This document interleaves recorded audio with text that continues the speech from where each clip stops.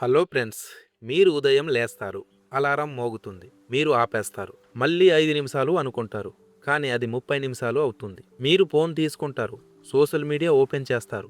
ఎందుకో తెలియదు. కానీ స్క్రోల్ చేస్తూనే ఉంటారు. ఒక ప్రశ్న అడుగుతున్నాను. ఈ రోజు మీరు జీవించారా? లేక మీరు ఆటోమేటిక్గా రియాక్ట్ అయ్యారా? మన జీవితంలో చాలా భాగం మనం తెలుసుకోకుండా జరుగుతుంది. మనమే మనల్ని నడిపిస్తున్నామనుకుంటాం. కానీ నిజమేంటంటే మన జీవితాన్ని మన అలవాట్లు, మన సబ్ కాన్షియస్, మన పాత ప్రోగ్రామింగ్ నడిపిస్తుంది. ఈ రోజు వీడియోలో మీ జీవితంలో 2 ప్రపంచాలు చూపిస్తాను. ఒకటి కాన్షియస్ లైఫ్ అంటే జాగృత జీవితం. రెండోది ఆటోమేటిక్ లైఫ్, ఆటోమేటిక్ జీవితం. ఈ వీడియో చివరికి మీరే చూసుకుంటారు. మీరు జీవిస్తున్నారా లేక కేవలం బ్రతుకుతున్నారా అని. ఈ విషయాలన్నీ మీకు పూర్తిగా అర్థం కావాలంటే ఈ వీడియోని ఎక్కడ స్కిప్ చేయకుండా పూర్తిగా చూడండి. అలాగే కొత్త వాళ్ళైతే మన ఛానల్ని ఇప్పుడే సబ్స్క్రైబ్ చేయండి. So let's start.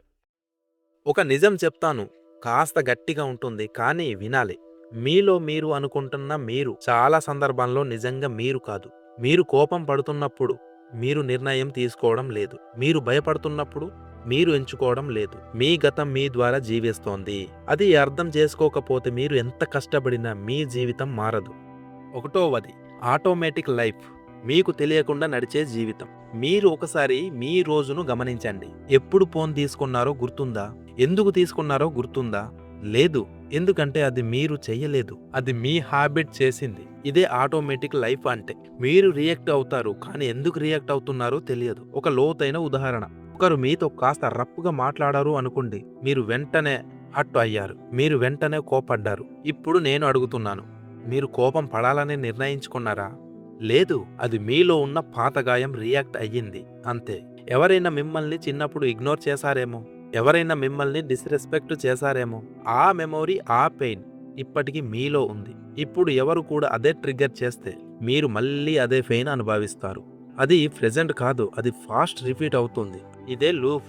Same anger, same fear, same decisions, same results. సంవత్సరాలు మారుతాయి కానీ మీరు మాత్రం మారరు. ఇదే ఆటోమేటిక్ లైఫ్ యొక్క ప్రమాదం. మీరు జీవించడం లేదు, మీరు రీప్లే అవుతున్నారు అంతే. ఇప్పుడు కాన్షియస్ లైఫ్, నిజంగా జీవించడం అంటే ఇదే. ఇప్పుడు ఇమాజిన్ చేయండి, అదే సిచ్యువేషన్లో ఎవరైనా మిమ్మల్ని ఇన్సల్ట్ చేశారు. ఈసారి మీరు వెంటనే రియాక్ట్ కాలేదు. మీరు అబ్జర్వ్ చేస్తున్నారు. నా లోపల కోపం వస్తుంది, నా హార్ట్ బీట్ ఫాస్ట్ అవుతుంది అని. కానీ మీరు ఆ కోపం కాదు, మీరు దాన్ని గమనించే వ్యక్తి. అదే కాన్షియస్ లైఫ్. ఇది ఎందుకు పవర్ఫుల్ అంటే, మీరు అబ్జర్వ్ చేస్తున్నప్పుడు మీరు మధ్యలో ఒక గ్యాప్ క్రియేట్ చేస్తారు. ఆ గ్యాప్ లోనే మీ ఫ్రీడమ్ ఉంది. ఇప్పుడు మీరు చూజ్ చేయగలరు, రియాక్ట్ అవ్వాలా లేదా కామ్గా ఉండాలా. ఒక లోతైన అర్థం తెలుసుకుందాం.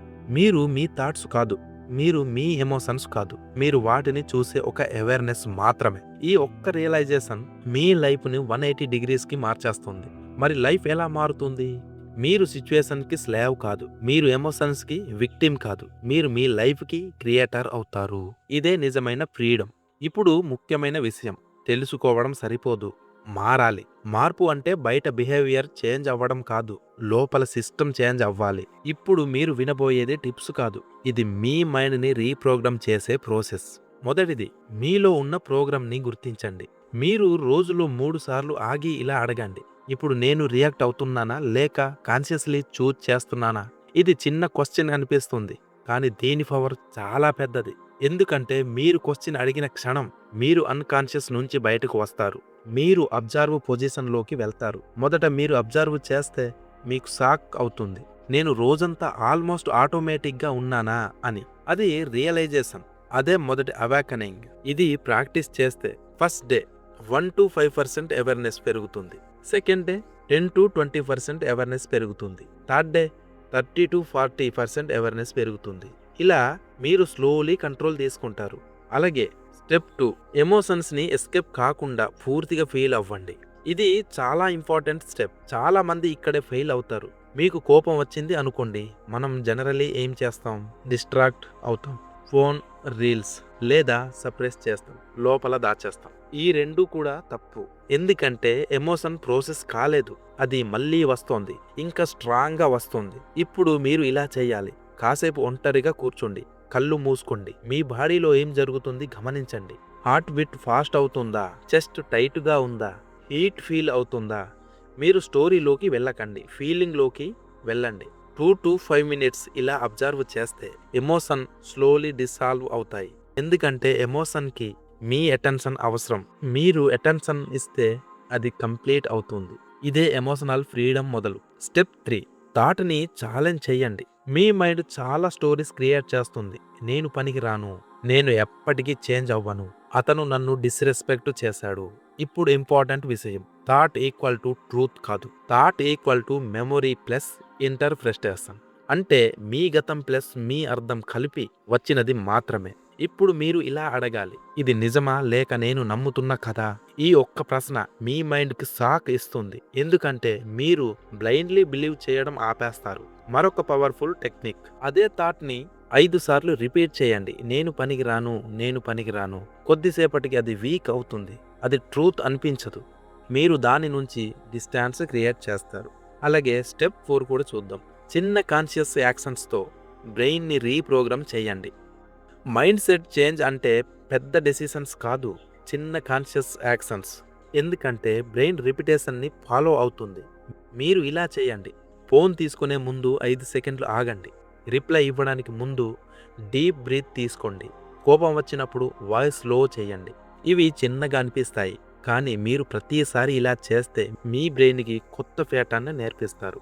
ఓల్డ్ ప్యాటర్న్ నుండి కొత్త ప్యాటర్న్కి రియాక్ట్ అవ్వండి. 30 డేస్ ఇలా చేస్తే మీ ఐడెంటిటీ మారడం మొదలవుతుంది.